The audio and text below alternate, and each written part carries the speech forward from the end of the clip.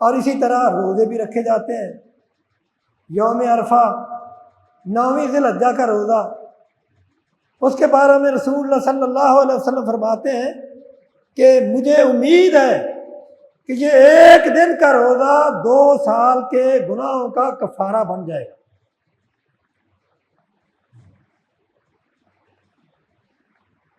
اور پھر ان دنوں میں یعنی 9 دنوں کے روزے رکھنا بھی جائز ہے۔ اگر یہ نہیں کوئی رکھتا تو بہرحال یہ 9ویں ذی الحجہ کا روزہ، اس کی بڑی فضیلت ہے، یہ رکھنا چاہیے۔ اور پھر ان دنوں میں نفل نوافل زیادہ پڑھنے چاہیے۔ رسول اللہ صلی اللہ علیہ وسلم نے فرمایا کہ فرض کے بعد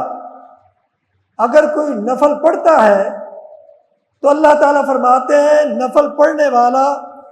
اور جب وہ میرا مقرب بنتا ہے نفل پڑھنے کی وجہ سے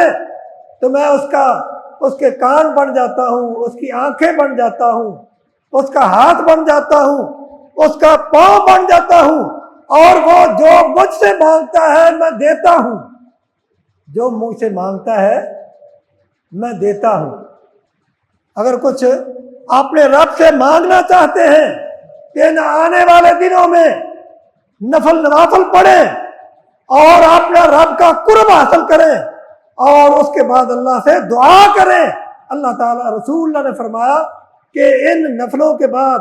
جب بندہ اپنا رب کے ساتھ قرب حاصل کر لیتا ہے تو اللہ تعالیٰ فرماتے ہیں لَأُعْطِيَنَّهُ